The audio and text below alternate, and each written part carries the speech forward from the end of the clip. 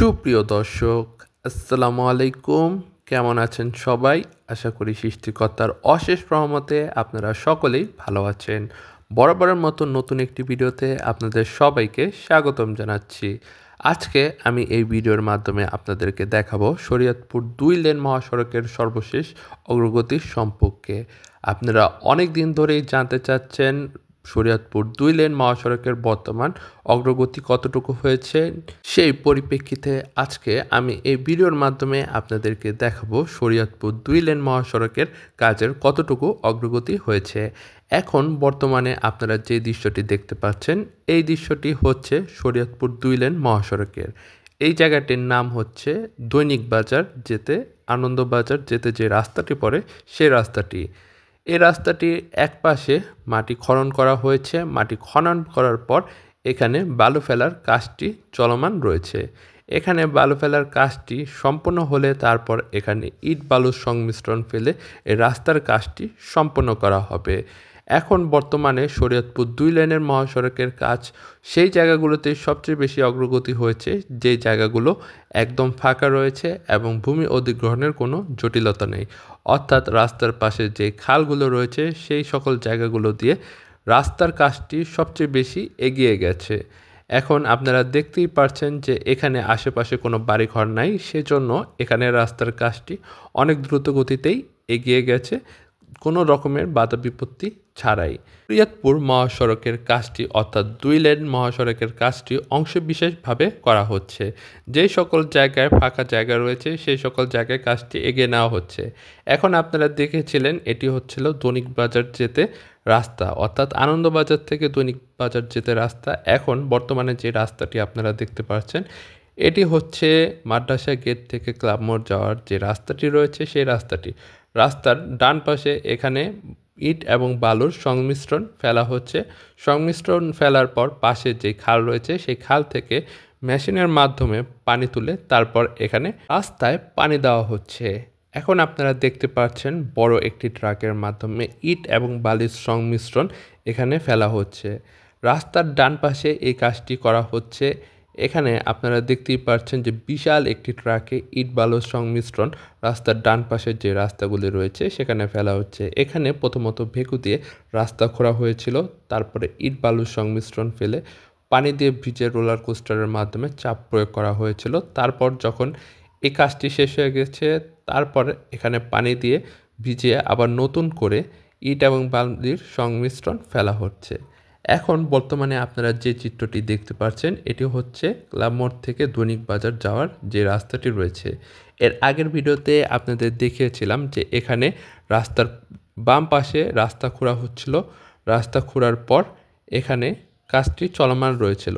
এখন বর্তমানে দেখতে পাচ্ছেন যে এখানে রাস্তাটি খোঁড়ার পর নতুন করে কাজ একদম সম্পূর্ণ হয়ে গেছে, অর্থাৎ ইট এবং বালির সংমিশ্রণ ফেলে এখানে পানি দিয়ে রোলার কোস্টারের মাধ্যমে রাস্তাটি সমান করা হয়েছে।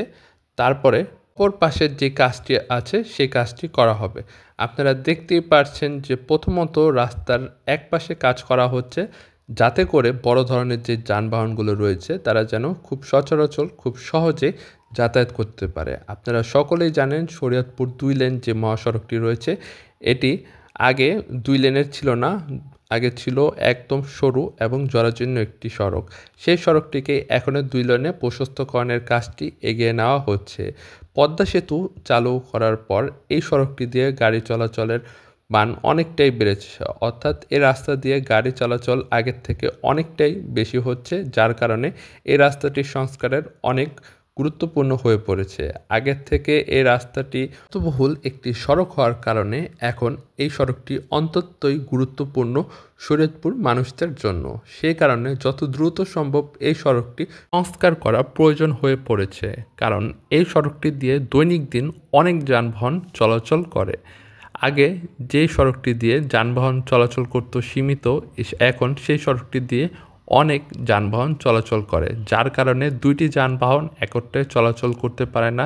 সেজন্য যত দ্রুত সম্ভব এই সড়কটিতে সংস্কার কাজ করা প্রয়োজন হয়ে পড়েছে। এখন আপনারা দেখতেই পাচ্ছেন যে অংশবিশেষভাবে এক এক স্থানে এক একভাবে কাজটি করা হচ্ছে, যাতে করে রাস্তার দিয়ে যে কোনো যানবাহন বাধা ছাড়া চলাচল করতে পারে। এই সড়কটি অনেক সরু হওয়ার কারণে এই সড়কটি দিয়ে আপনারা সকলেই জানেন যে দুটি বড় ধরনের যানবাহন চলাচল করতে পারে না। আর এই সড়কটি দিয়েই পদ্মা সেতু যাওয়ার একদম সহজ পথ, অর্থাৎ এই সড়কটিকে শরীয়তপুর প্রধান মহাসড়ক করা হয়েছে।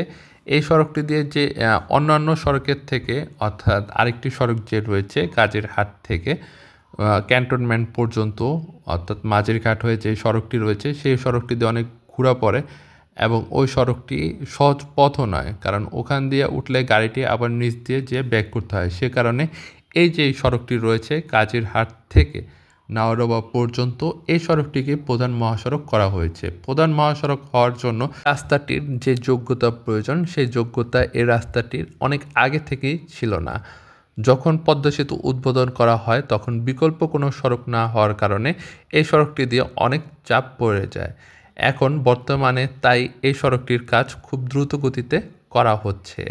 এখন আপনারা দেখতেই পাচ্ছেন রাস্তাটির এক পাশ করে কাজটি এগিয়ে নেওয়া হচ্ছে। যখন দুই পাশের কাজটি করা হবে তারপরে যে পিচ ঢালাইটি রয়েছে এটিকে উঠিয়ে ফেলা হবে এবং নতুন করে যে পিচ ঢালাই আছে সেই পিচ ঢালাইয়ের কাজটি করা হবে।